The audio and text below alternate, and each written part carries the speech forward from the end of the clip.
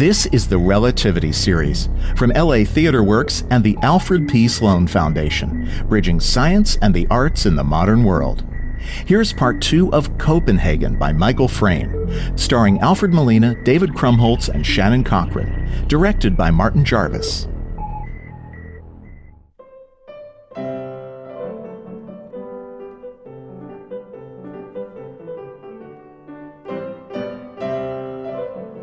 It was the very beginning of spring. The first time I came to Copenhagen in 1924. March, raw, blustery northern weather.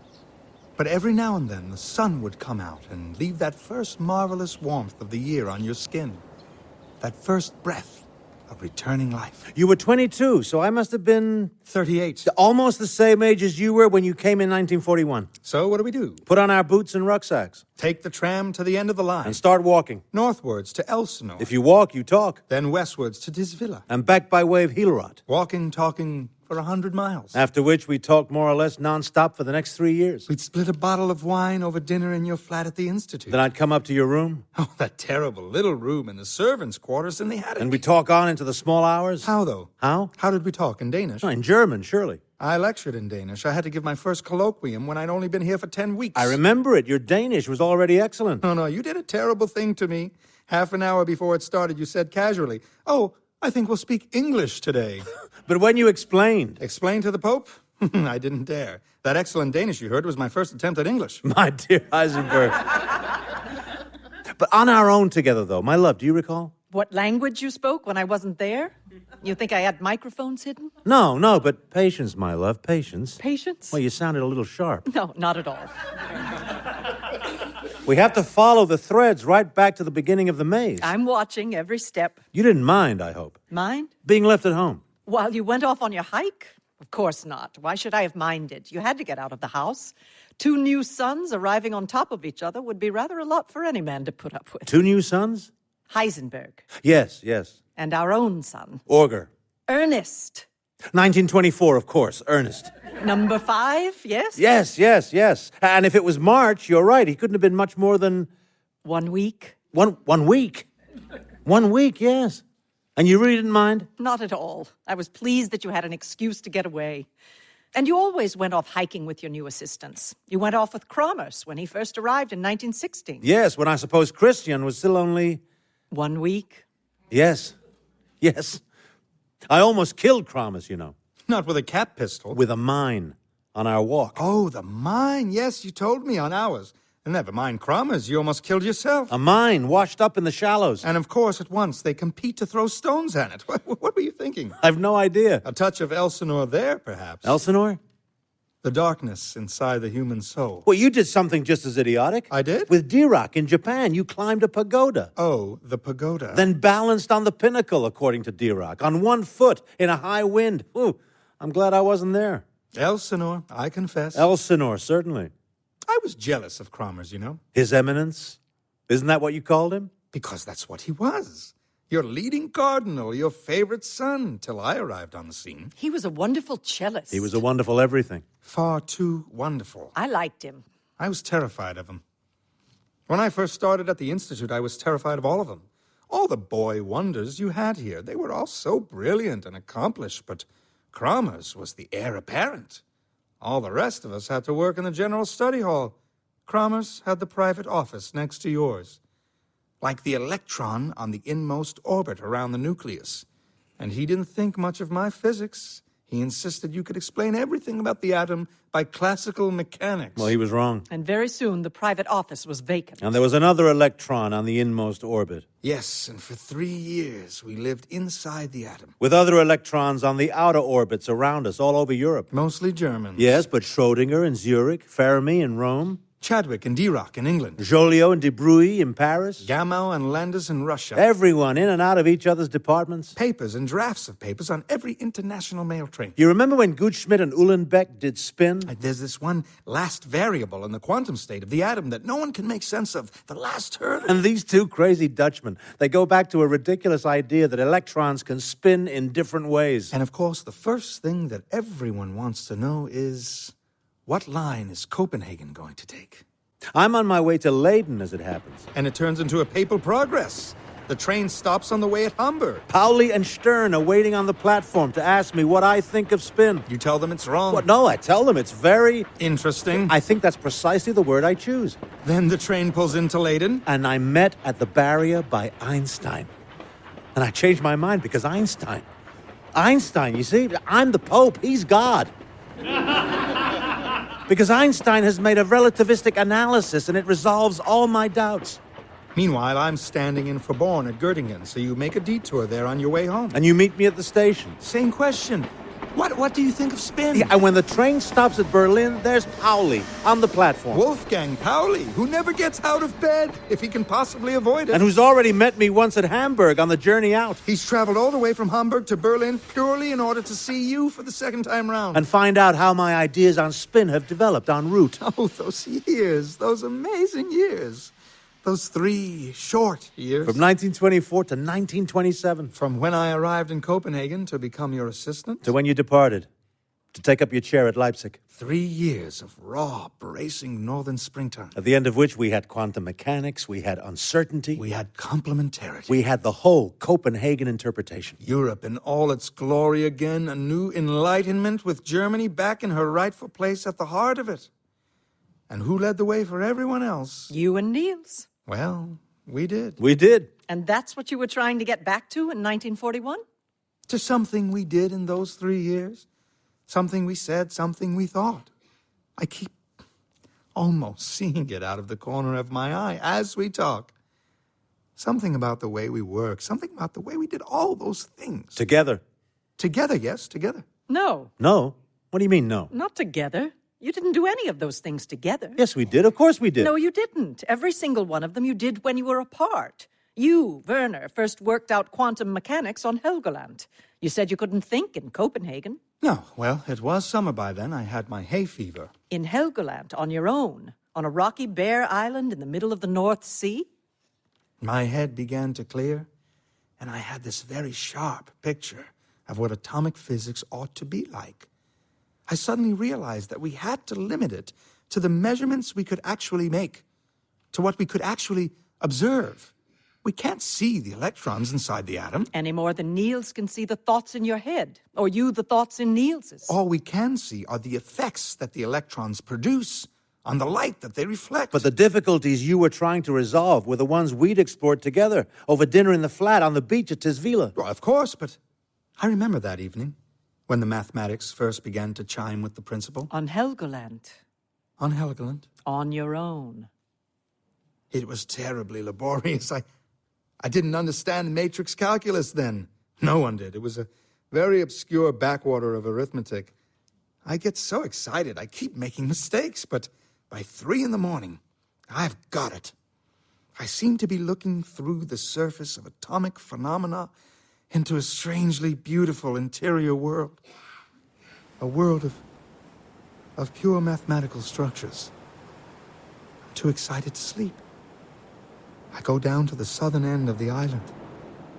There's a rock jutting out into the sea that I've been longing to climb. I get up it in the half-light before the dawn and lie on top, gazing out to sea. On your own. On my own. And yes, I was happy.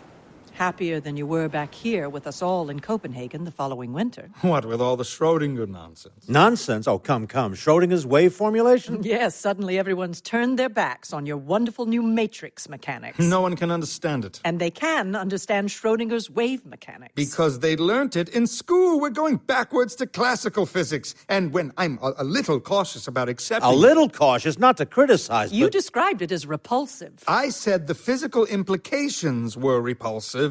Schrödinger said my mathematics were repulsive. I seem to recall you used the word... Well, I won't repeat it in mixed company. In private. You know, by that time, people had gone crazy. They thought you were simply jealous. Someone even suggested some bizarre kind of intellectual snobbery. Oh, you got extremely excited, Bohr. On your behalf. You invited Schrödinger here. To have a calm debate about our differences. And you fell on him like a madman. You meet him at the station, of course, and you pitch into him before he's even got his bags off the train. And then you go on at him from first thing in the morning until last thing at night. I go on, he goes on. Because you won't make the least concession. Nor will he. You made him ill. He had to retire to bed to get away from you. He had a slight feverish cold. Margrethe had to nurse him. I dosed him with tea and cake to keep his strength up. Yes, while you pursued him even into the sick room, Bohr, sat on his bed and hammered away at him. Perfectly politely. You were the Pope and the Holy Office and the Inquisition all rolled into one. And then, after Schrödinger had fled back to Zurich, and this I will never forget, Bohr, this I will never let you forget. You started to take his side?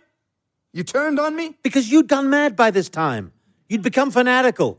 You were refusing to allow wave theory any place in quantum mechanics at all. You'd completely turned your coat. I said wave mechanics and matrix mechanics were simply alternative tools. Something you're always accusing me of. If it works, it works. Never mind what it means. Of course I mind what it means. What it means in language. In plain language, yes. What something means is what it means in Oh, mathematics. you think that so long as the mathematics works out, the sense doesn't matter. Mathematics is sense. That's what sense is. But in the end, remember, we have to be able to explain it all to Margrethe. Explain it to me? You couldn't even explain it to each other.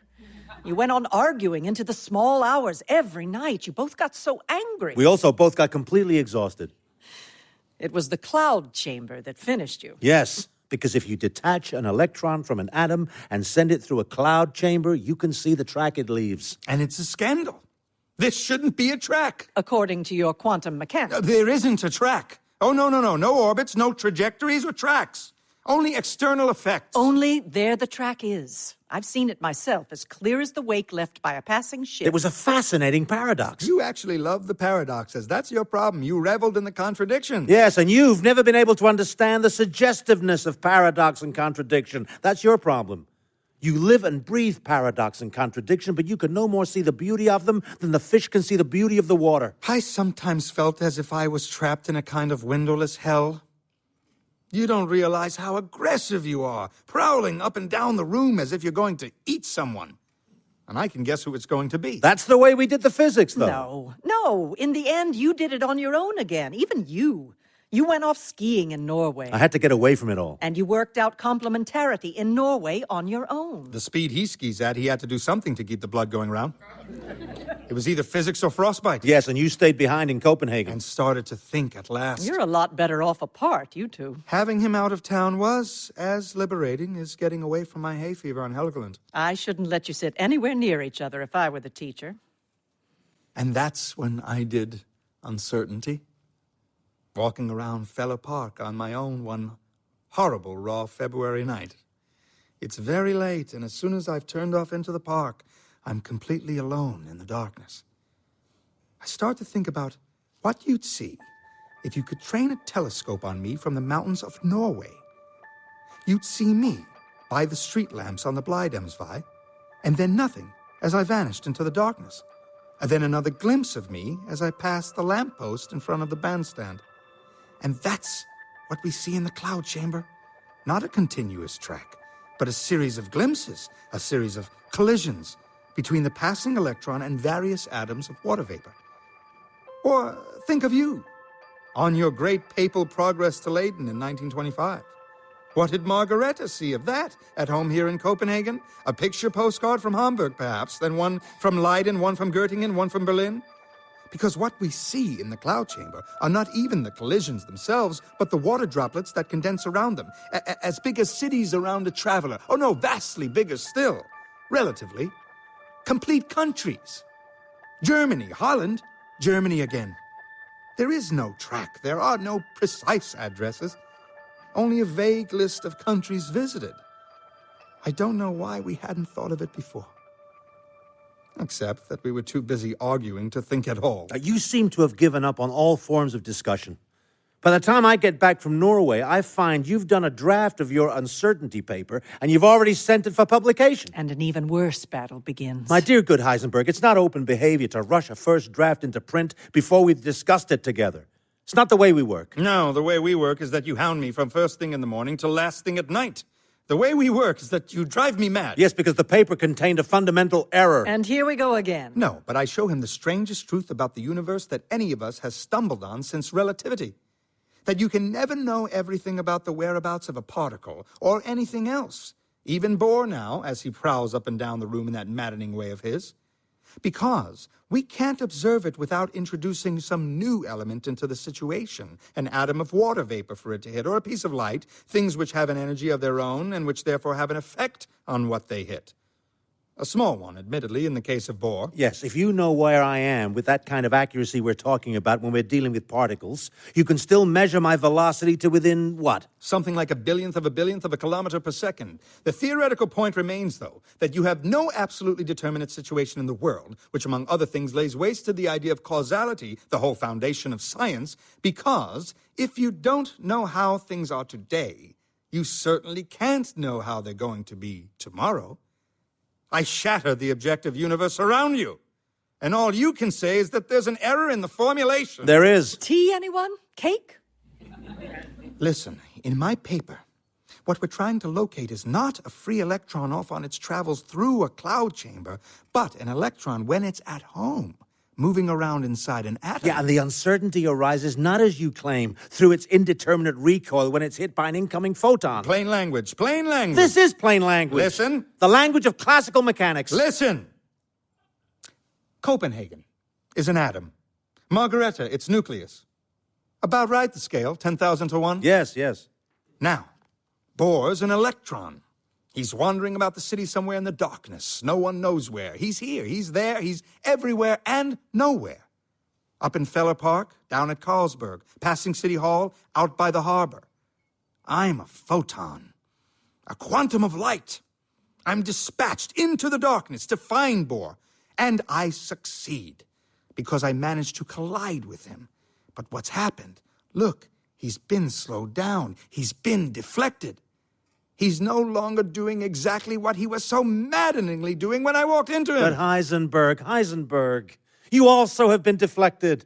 If people can see what's happened to you, to their piece of light, then they can work out what must have happened to me. The trouble is knowing what's happened to you. Because to understand how people see you, we have to treat you not just as a particle, but as a wave. I have to use not only your particle mechanics, I have to use the Schrödinger wave function. I know. I put it in a postscript in my paper. Everyone remembers the paper. No one remembers the postscript. But the question is fundamental. Particles are things complete in themselves. Waves are disturbances in something else. I know. Complementarity. It's in the postscript. They're either one thing or the other. They can't be both. We have to choose one way of seeing them or the other. But as soon as we do, we can't know everything about them. And off he goes into orbit again. Incidentally, exemplifying another application of complementarity. Exactly where you go as you ramble around is, of course, completely determined by your genes and the various physical forces acting on you. But it's also completely determined by your own entirely inscrutable whims from one moment to the next. So, we can't completely understand your behavior without seeing it both ways at once. And that's impossible. Which means that your extraordinary peregrinations are not fully objective aspects of the universe. They exist only partially through the efforts of me or Margrethe, as our minds shift endlessly back and forth between the two approaches. Now, you've never absolutely and totally accepted complementarity, have you? Yes, absolutely and totally. I defended it at the Como Conference in 1927. I have adhered to it ever afterwards with religious fervor. You convinced me. I humbly accepted your criticisms. Not before you'd said some deeply wounding things. Good God, at one point you literally reduced me to tears. Oh, forgive me, but I diagnosed them as tears of frustration and rage. I was having a tantrum. I've brought up children of my own. And what about Margrethe? Was she having a tantrum? Klein told me you reduced her to tears after I'd gone, making her type out your endless redraftings of the complementarity paper. I don't recall that. I do. We had to drag Pauli out of bed in Hamburg once again to come to Copenhagen and negotiate peace. Well, he succeeded. We ended up with a treaty. Uncertainty and complementarity became the two central tenets of the Copenhagen interpretation of quantum mechanics. A political compromise, of course, like most treaties. You see? Somewhere inside you, there are still secret reservations. Not at all. Not at all. It works. That's what matters. It works. It works. It works. It works, yes, but it's more important than that. Because you see what we did in those 3 years, Heisenberg? Not to exaggerate, but we turned the world inside out. Yes, listen, now it comes. We put man back at the center of the universe. Throughout history, we keep finding ourselves displaced. We keep exiling ourselves to the periphery of things. First, we turn ourselves into a mere adjunct of God's unknowable purposes, tiny figures kneeling in the great cathedral of creation.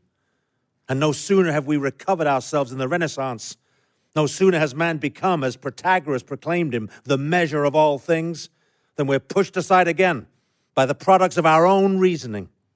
We're dwarfed again as physicists build the great new cathedrals for us to wonder at. The laws of classical mechanics that predate us from the beginning of eternity, that will survive us to eternity's end, that exist whether we exist or not. Until we come to the beginning of the 20th century, and we're suddenly forced to rise from our knees again. It starts with Einstein. It starts with Einstein. He shows that measurement on which the whole possibility of science depends, it's not an impersonal event that occurs with impartial universality. It's a human act, carried out from a specific point of view in time and space, from the one particular viewpoint of a possible observer. Then here in Copenhagen, in those 3 years in the mid-20s, we discover that there is no precisely determinable objective universe, that the universe exists only as a series of approximations, only within the limits determined by our relationship with it, only through the understanding lodged inside the human head. So this man you've put at the center of the universe, is it you or Heisenberg? Oh, now, my love. Oh, yes, but it makes a difference. Well, either of us, both of us, yourself, all of us. If it's Heisenberg at the center of the universe, then the one bit of the universe that he can't see is Heisenberg. So, it's no good asking him why he came to Copenhagen in 1941. He doesn't know. I thought for a moment just then. I caught a glimpse of it. Then you turned to look. And away it went. Complementarity again, yes? Yes. I've typed it out often enough. If you're doing something you have to concentrate on, you can't also be thinking about doing it. And if you're thinking about doing it, then you can't actually be doing it. Yes? Swerve left, swerve right, or think about it and die. But after you've done it. You look back and make a guess, just like the rest of us. Only a worse guess. Because you didn't see yourself doing it, and we did. Forgive me, Werner, but you don't even know why you did uncertainty in the first place. Whereas if you're the one at the center of the universe, Margrethe... Then I can tell you that it was because Heisenberg wanted to drop a bomb on Schrödinger. I wanted to show he was wrong, certainly. And Schrödinger was winning the war. When the Leipzig chair first became vacant that autumn, he was shortlisted for it, and you weren't. You needed a wonderful new weapon. Not to criticize, Margrethe, but you have a tendency to make everything personal. Because everything is personal. You've just read us a lecture all about it. You know how much Heisenberg wanted a chair. You know the pressure he was under from his family. I'm sorry, but you want to make everything seem heroically abstract and logical. And when you tell the story, yes, it all falls into place. It all has a beginning and a middle and an end. But I was there, and when I remember what it was like, I'm there still. And I look around me, and what I see isn't a story. It's confusion and rage and jealousy and tears, and no one knowing what things mean or which way they're going to go. All the same, it works. It works. Yes, it works wonderfully. Within 3 months of publishing your uncertainty paper, you're offered Leipzig. I didn't mean that. Not to mention somewhere else and somewhere else. Halle and Munich and Zurich. And various American universities. But I didn't mean that. And when you take up your chair at Leipzig, you're how old? 26. The youngest full professor in Germany. I mean the Copenhagen interpretation. The Copenhagen interpretation works. However we got there, by whatever combination of high principles and low calculation, of most painfully hard thought and most painfully childish tears, it works. It goes on working. Yes. And why did you both accept the interpretation in the end? Was it really because you wanted to reestablish humanism? Of course not. It was because it was the only way to explain what the experimenters had observed. Or was it because now you were becoming a professor, Werner, you wanted a solidly established doctrine to teach? Because you wanted to have your new ideas publicly endorsed by the head of the church in Copenhagen. And perhaps Niels agreed to endorse them in return for accepting his doctrines, for recognizing him as head of the church.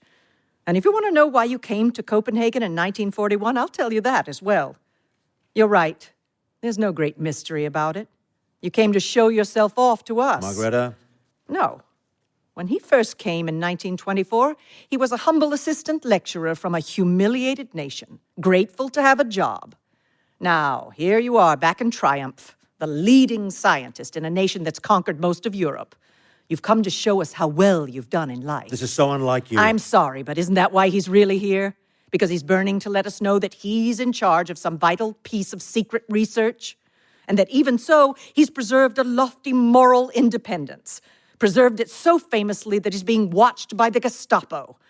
Preserved it so successfully that he's now also got a wonderfully important moral dilemma to face. Well, now you're simply working yourself up. No, a chain reaction. You tell one painful truth and it leads to two more. And as you frankly admit, you're going to go back and continue doing precisely what you were doing before, whatever Niels tells you. Yes. Yes, because you wouldn't dream of giving up such a wonderful opportunity for research. Not if I can possibly help it. Also, you want to demonstrate to the Nazis how useful theoretical physics can be. You want to save the honor of German science. You want to be there to reestablish it in all its glory as soon as the war's over. All the same, I don't tell Speer that the reactor Will produce plutonium? No, because you're afraid of what will happen if the Nazis commit huge resources and you fail to deliver the bombs. Please, don't try to tell us you're a hero of the resistance. I've never claimed to be a hero. Your talent is for skiing too fast for anyone to see where you are. For always being in more than one position at a time, like one of your particles. I can only say that it worked. Unlike most of the gestures made by heroes of the resistance, it worked. I know what you think. You think I should have joined the plot against Hitler and got myself hanged like the others. Of course not. No, you don't say it, because there are some things that can't be said. But you think it. No. What would it have achieved if you dived in after Christian and drowned as well?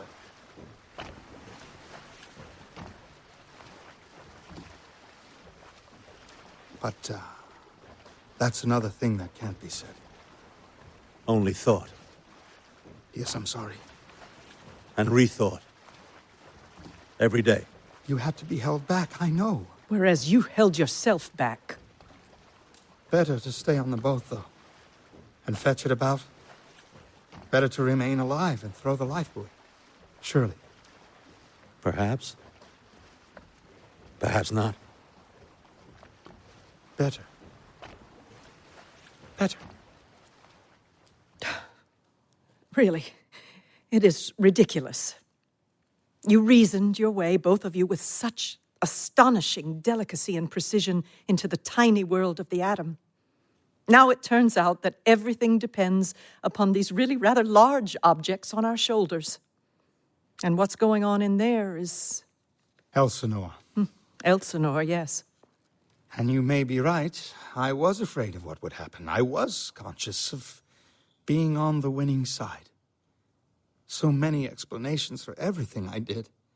So many of them sitting round the lunch table.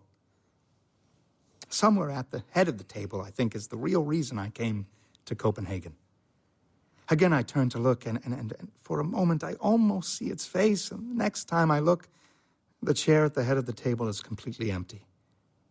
There's no reason at all. I didn't tell Speer simply because I didn't think of it. I came to Copenhagen simply because I did think of it. A million things we might do or might not do every day. A million decisions that make themselves. Why didn't you kill me? Why didn't I? Kill me. Murder me. That evening in 1941, here we are walking back towards the house, and you've just leapt to the conclusion that I'm going to arm Hitler with nuclear weapons. You'll surely take any reasonable steps to prevent it happening. By murdering you? Well, we're in the middle of a war. I'm an enemy. There's nothing odd or immoral about killing enemies. I should fetch my cap pistol? You won't need your cap pistol. You won't even need a mine. You can do it without any loud bangs, without any blood, without any spectacle of suffering.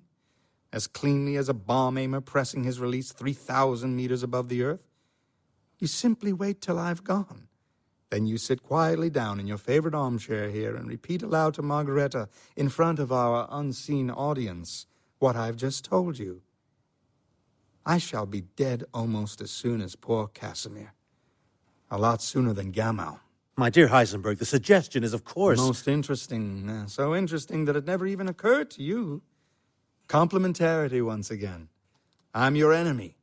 I'm also your friend. I'm a danger to mankind. I'm also your guest. I'm a particle. I'm also a wave. We have one set of obligations to the world in general, and we have other sets, never to be reconciled, to our fellow countrymen, to our neighbors, to our friends, to our family, to our children.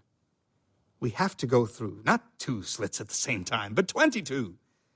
All we can do is to look afterwards and see what happened. I'll tell you another reason why you did uncertainty. You have a natural affinity for it. Well, I must cut a gratifyingly chastened figure when I returned to Germany in 1947, crawling on my hands and knees again, my nation back in ruins. Not really. You're demonstrating that once more you personally have come out on top. Begging for food parcels. Established in Göttingen under British protection in charge of post-war German science. That first year in Göttingen, I slept on straw. Elizabeth said you had a most charming house thereafter. I was given it by the British. Ah, your new foster parents, who'd confiscated it from someone else. Enough, my love, no, enough. I have kept my thoughts to myself all these years. But it's maddening to have this clever son forever dancing about in front of our eyes, forever demanding our approval, forever struggling to shock us, forever begging to be told what the limits to his freedom are, if only so that he can go out and transgress them. I'm sorry, but really, on your hands and knees.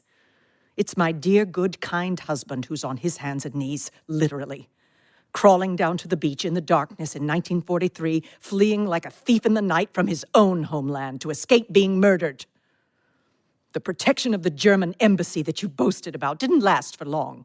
We were incorporated into the Reich. I warned you in 1941 you wouldn't listen. Niels Bohr got across to Sweden. And even as the fishing boat was taking him across the Sound, 2 freighters were arriving in the harbor to ship the entire Jewish population of Denmark eastwards. That great darkness inside the human soul was flooding out to engulf us all. I did try to warn you. Oh, yes, and where are you? Shut away in a cave like a savage, trying to conjure an evil spirit out of a hole in the ground. That's what it came down to in the end. All that shining springtime in the 1920s, that's what it produced. A more efficient machine for killing people. It breaks my heart every time I think of it. It broke all our hearts. And this wonderful machine may yet kill every man, woman, and child in the world. And if we really are the center of the universe, if we really are all that's keeping it in being, what will be left? Darkness. Total and final darkness. Even the questions that haunt us will at last be extinguished. Even the ghosts will die. I can only say that I didn't do it. I didn't build the bomb. No. And why didn't you? I'll tell you that, too. It's the simplest reason of all. Because you couldn't. You didn't understand the physics. That's what Gutschmidt said. And Gutschmidt knew. He was one of your magic circle. He and Uhlenbeck were the ones who did spin. All the same, he had no idea of what I did or didn't understand about a bomb. He tracked you down across Europe for Allied intelligence. He interrogated you after you were captured. He blamed me, of course. His parents died in Auschwitz. He thought I should have done something to save them. I don't know what. So many hands stretching up from the darkness for a lifeline. And no lifeline that could ever reach them. He said you didn't understand the crucial difference between a reactor and a bomb. I understood very clearly. I simply didn't tell the others. Ah. I understood, though. Oh, but secretly. You can check if you don't believe me. There's evidence for once? It was all carefully recorded. Witnesses, even. Unimpeachable witnesses. Who wrote it down? Who recorded it and transcribed it. Even though you didn't tell anyone. I told one person. I told Otto Hahn.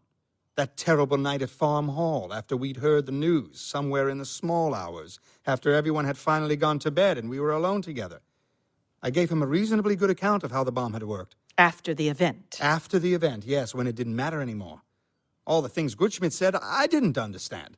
Fast neutrons in 235, the plutonium option, a reflective shell to reduce neutron escape, or even the method of triggering it. The critical mass. That was the most important thing. The amount of material you needed to establish the chain reaction. Did you tell him the critical mass? I gave him a figure, yes. You can look it up. Because that was the other secret of the house party. Diebner asked me when we first arrived if I thought they were hidden microphones. I laughed. I told them the British were far too old-fashioned to know about Gestapo methods. I underestimated them. They had microphones everywhere. They were recording everything. Look it up. Everything we said, everything we went through that terrible night. Everything I told Hahn alone in the small hours. But the critical mass. You gave him a figure. What was the figure you gave him? I forget. Heisenberg. It's all on the record. You can see for yourself. The figure for the Hiroshima bomb. Was 50 kilograms. So that was the figure you gave Hahn, 50 kilograms? I said about a ton. About a ton? 1,000 kilograms? Heisenberg, I believe I am at last beginning to understand something. The one thing I was wrong about? You were 20 times over. The one thing. But Heisenberg, your mathematics. Your mathematics, how could they have been so far out? And they weren't. As soon as I calculated the diffusion, I got it just about right. As soon as you calculated it? I gave everyone a seminar on it a week later. It's in the record. Look it up. You mean you hadn't calculated it before? You hadn't done the diffusion equation? There was no need to. No need to? The calculation had already been done. Done by whom? By Perron and Pfluger in 1939. By Perron and Pfluger. But my dear Heisenberg, that was for natural uranium. Wheeler and I showed that it was only the 235 that fissioned. Your great paper. The basis of everything we did. So you needed to calculate the figure for pure 235. Obviously. And you didn't? I didn't. And that's why you were so confident you couldn't do it until you had the plutonium. Because you spent the entire war believing that it would not take a few kilograms of 235, but a ton or more. And to make a ton of 235 in any plausible time would have needed something like 200 million separator units. It was plainly unimaginable. If you'd realized you had to produce only a few kilograms. Even to make a single kilogram would need something like 200,000 units. 200 million is one thing. Heisenberg, 200,000 is another. You might just possibly have imagined setting up 200,000. Just possibly. The Americans did imagine it. Because Otto Frisch and Rudolf Pios actually did the calculation. They solved the diffusion equation. Frisch was my old assistant. Pios was my old pupil. An Austrian and a German. So they should have been making their calculation for us at the Kaiser Wilhelm Institute in Berlin. But instead, they made it at the University of Birmingham in England. Because they were Jews. There's something almost mathematically elegant about that. They also started with Perron and Pfluger. They also thought it would take tons. They also thought it was unimaginable. Until one day, They did the calculation. they discovered just how fast the chain reaction would go. And therefore how little material you'd need. They said slightly over half a kilogram. About the size of a tennis ball. They were wrong, of course. They were 10 times under. Which made it seem 10 times more imaginable than it actually was. Whereas I left it seeming 20 times less imaginable. So all your agonizing in Copenhagen about plutonium was beside the point. You could have done it without ever building a reactor. You could have done it with 235 all the time. Almost certainly not. Just possibly, though. Just possibly. And that question you'd settled long before you arrived in Copenhagen, simply by failing to try the diffusion equation. Such a tiny failure. But the consequences went branching out over the years, doubling and redoubling. Until they were large enough to save a city. What city? Any of the cities that we never dropped our bomb on. London, presumably, if you'd had it in time. If the Americans had already entered the war and the Allies had begun to liberate Europe, then... Who knows? Paris as well. Amsterdam. Perhaps Copenhagen. So, Heisenberg, tell us this one simple thing. Why didn't you do the calculation? The question is why Frisch and Pios did do it. It was a stupid waste of time. However much 235 it turned out to be, it was obviously going to be more than anyone could imagine producing. Except that it wasn't. Except that it wasn't. So why? I don't know. I don't know why I didn't do it. Because I never thought of it, because it didn't occur to me. Because I assumed it wasn't worth doing. Assumed? Assumed? You never assumed things. That's how you got uncertainty, because you rejected our assumptions. You calculated, Heisenberg. You calculated everything. The first thing you did with a problem was the mathematics. You should have been there to slow me down. Yeah. You wouldn't have got away with it if I'd been standing over you. Though, in fact, you made exactly the same assumption. You thought there was no danger for exactly the same reason as I did. Well, why didn't you calculate it? Why didn't I calculate it? Tell us why you didn't calculate it, and we'll know why I didn't. It's obvious why I didn't. Go on. Because he wasn't trying to build a bomb. Yes. Thank you. Because he wasn't trying to build a bomb. I imagine that it was the same with me. Because I wasn't trying to build a bomb. Thank you. So you bluffed yourself. The way I did at poker with the straight I never had. But in that case... Why did I come to Copenhagen? Yes, why did I come? One more draft, yes? One final draft. And once again, I crunch over the familiar gravel to the Bohr's front door and tug at the familiar bell pull. Why have I come? I know perfectly well. I know so well that I've no need to ask myself. Until once again, the heavy front door opens. He stands on the doorstep, blinking in the sudden flood of light from the house. Until this instant, his thoughts have been everywhere and nowhere, like unobserved particles, through all the slits in the diffraction grating simultaneously. But now they have to be observed and specified. And at once, the clear purposes inside my head lose all definite shape. The light falls on them, and they scatter. My dear Heisenberg. My dear Bohr! Come in. Come in. How difficult it is to see even what's in front of one's eyes. All we possess is the present, and the present endlessly dissolves into the past. Bohr has gone, even as I turn to see Margrethe. Niels is right. You look older. I believe you had some personal trouble. Margrethe slips into history even as I turn back to Bohr, and yet how much more difficult still it is to catch the slightest glimpse of what's behind one's eyes. Here I am, at the center of the universe, and yet all I can see are two smiles that don't belong to me. How is Elizabeth? How are the children? Very well, they send their love, of course. I can feel a third smile in the room, very close to me. Could it be the one I suddenly see for a moment in the mirror there? And is the awkward stranger wearing it in any way connected with this presence I feel in the room? This all-enveloping, unobserved presence? I watched the two smiles in the room, one awkward and ingratiating, the other rapidly fading from incautious warmth to bare politeness. There's also a third smile in the room, I know, unchangingly courteous, I hope, and unchangingly guarded. You've managed to get some skiing. I glance at Margrethe, and for a moment I see what she can see, and I can't myself. And the smile vanishing from my face as poor Heisenberg blunders on. I look at the two of them looking at me, and for a moment I see the third person in the room as clearly as I see them. Their importunate guest, stumbling from one crass and unwelcome thoughtfulness to the next. I look at him looking at me, anxiously, pleadingly, urging me back to the old days, and I see what he sees. And yes, now it comes. There's someone missing from the room. He sees me. He sees Margrethe. He doesn't see himself. 2,000 million people in the world.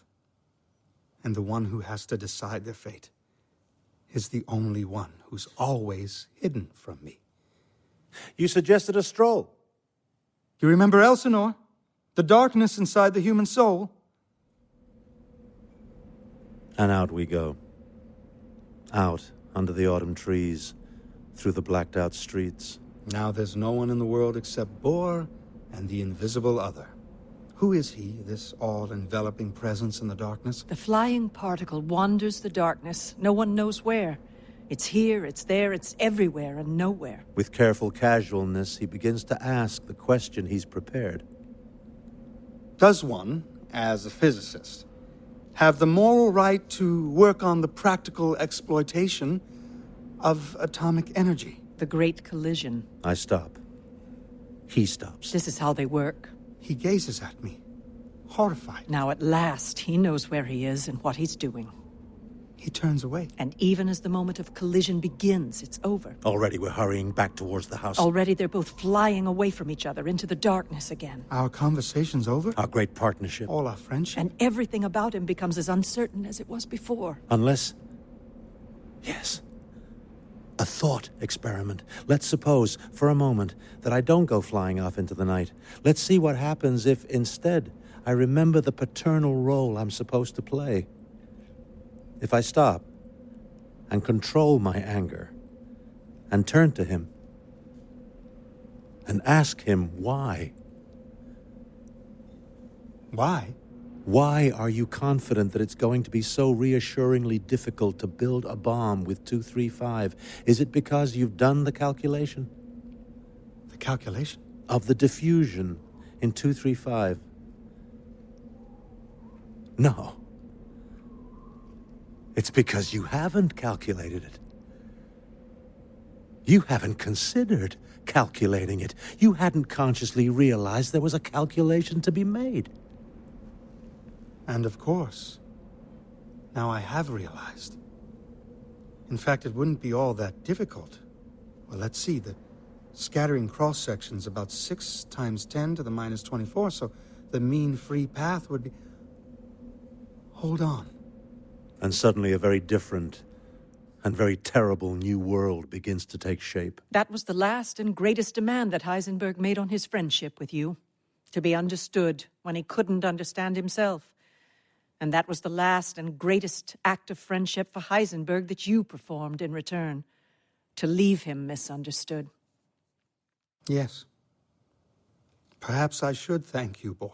Perhaps you should. Anyway, it was the end of the story. Though perhaps there was also something I should thank you for, Heisenberg. That summer night in 1943 when I escaped across the Sound in the fishing boat and the freighters arriving from Germany. What's that to do with Heisenberg? When the ships arrived on the Wednesday, there were 8,000 Jews in Denmark to be arrested and crammed into their holds.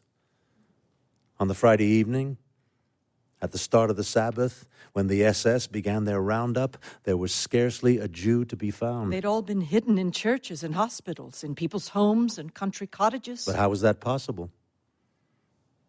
Because we'd been tipped off by someone in the German embassy. Georg Duckwitz, their shipping specialist. Your man? One of them. Oh, he was a remarkable informant. He told us the day before the freighters arrived, the very day that Hitler issued the order. He gave us the exact time that the SS would move. It was the resistance who got them out of their hiding places and smuggled them across the Sound. For a handful of us in one fishing smack to get past the German patrol boats was remarkable enough for a whole armada to get past, with the best part of 8,000 people on board. It was like the Red Sea parting. I thought there were no German patrol boats that night. No. The whole squadron had suddenly been reported unseaworthy. How they got away with it, I can't imagine. Duckwitz again? He also went to Stockholm and asked the Swedish government to accept everyone. So perhaps I should thank you. For what? My life. All our lives. Nothing to do with me by that time, I regret to say. But after I'd gone, you came back to Copenhagen. To make sure that our people didn't take over the Institute in your absence. I've never thanked you for that either.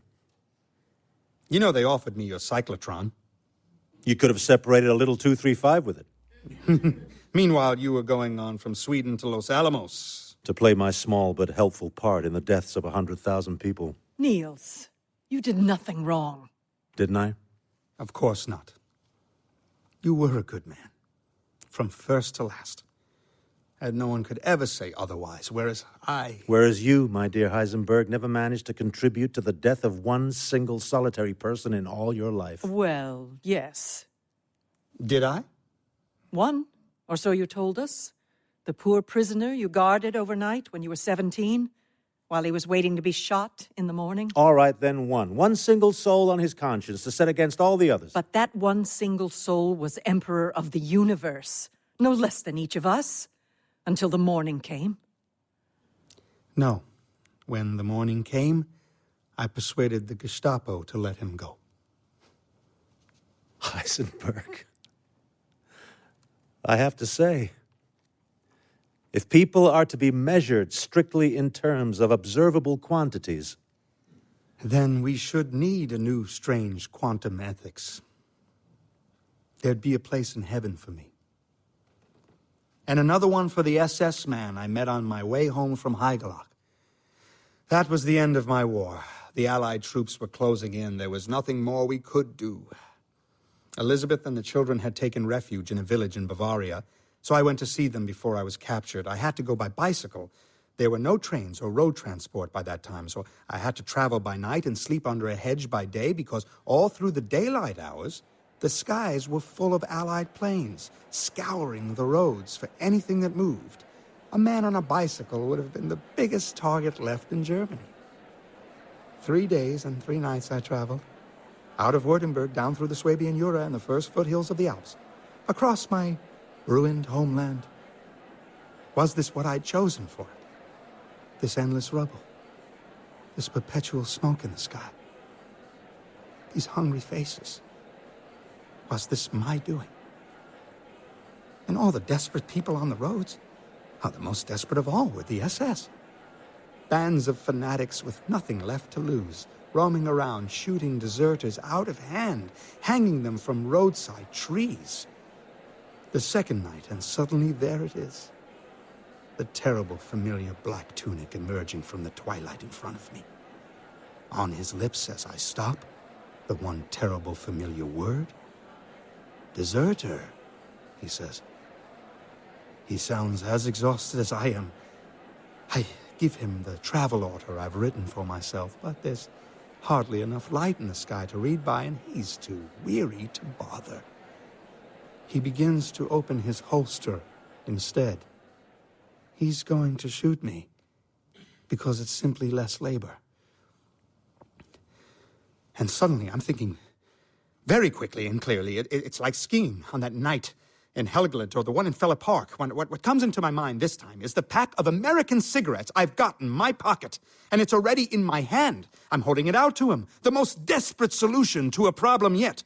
I wait while he stands there looking at it, trying to make it out, trying to think, his left hand holding my useless piece of paper, his right on the fastening of the holster. There are 2 simple words in large print on the pack: "Lucky strike." He closes the holster and takes the cigarettes instead. It had worked. It had worked. Like all the other solutions to all the other problems, for 20 cigarettes, he let me live. And on I went. 3 days and 3 nights. Past the weeping children, the lost and hungry children, drafted to fight, then abandoned by their commanders. Past the starving slave laborers walking home to France, to Poland, to Estonia. Through Gammertingen and Biberach and Memmingen, Mindelheim, Kaufbeuren and Schongau. Across my beloved homeland. My ruined and dishonored and beloved homeland. My dear Heisenberg, my dear friend. Silence. The silence we always, in the end, return to. And of course, I know what they're thinking about. All those lost children on the road. Heisenberg wandering the world like a lost child himself. Our own lost children. And over goes the tiller. Once again. So near, so slight a thing. He stands in the doorway watching me, then he turns his head away. And once again, away he goes into the dark waters. Before we can lay our hands on anything, our life is over. Before we can glimpse who or what we are, we're gone and laid to dust. Settled among all the dust we raised. And sooner or later there will come a time when all our children are laid to dust, and all our children's children. When no more decisions, great or small, are ever made again. When there's no more uncertainty, because there's no more knowledge. And when all our eyes are closed, when even the ghosts have gone, what will be left of our beloved world? Our ruined and dishonored and beloved world. But in the meanwhile, in this most precious meanwhile, there it is. The trees in Fella Park, Gammertingen and Biberach and Mindelheim. Our children and our children's children.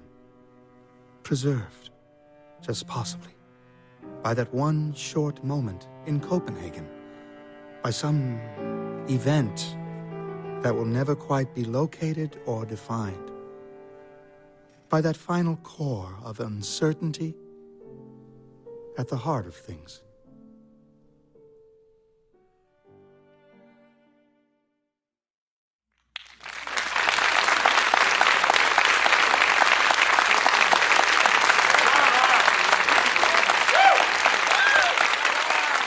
Copenhagen by Michael Frayn. directed by Martin Jarvis. Starring Shannon Cochran as Margrethe, Alfred Molina as Niels Bohr, and David Krumholtz as Werner Heisenberg. Stage manager Amanda Allen. Sound effects artist Tony Palermo. Original music Mark Holden. Associate producer Christina Montano. Editor Wes Dewberry. Recording engineer, sound designer, and mixer Mark Holden for the Invisible Studios, West Hollywood. And next time on the Relativity Series, we've got a couple of scientists again, but they face a very different challenge. They've got to embalm Vladimir Lenin for all time. We have an opportunity here. Yes, for a firing squad. There must be a way. You know what happened to the men who tried to embalm Pope Alexander VI? Sainthood? Tortured, hanged and quartered in public. This is different. Is it? This is science. This isn't science, this is politics. You handle the science, I handle the politics. And you've handled things so well in the past. Forget the past, we both want the same thing. Is that so? Recognition. Success. Wealth. No, those are the things you want. Your dream is a measly part-time job in the provinces. I like the provinces. Do you? They house me. In a slum? I dine out every night. On turnip soup. Vodka is cheap. Vodka is cheap everywhere. You want better. I know you do. It's too risky. We could be the first. It's too dangerous. 2 Jews embalm Lenin. 2 Jews die in salt mine. We'll be famous. We'll be heroes. No, old friend. We'll be dead. Lenin's Embalmers by Vern Thiessen, starring Simon Helberg, Rufus Sewell, J.D. Cullum, and Jocelyn Town. Next time on the Relativity Series. Please subscribe wherever you listen to podcasts so you never miss an episode. I'm Ron Lipkin, senior radio producer. The Relativity Series is brought to you by LA Theater Works, Susan Lowenberg, producing director, and the Alfred P. Sloan Foundation, bridging science and the arts in the modern world.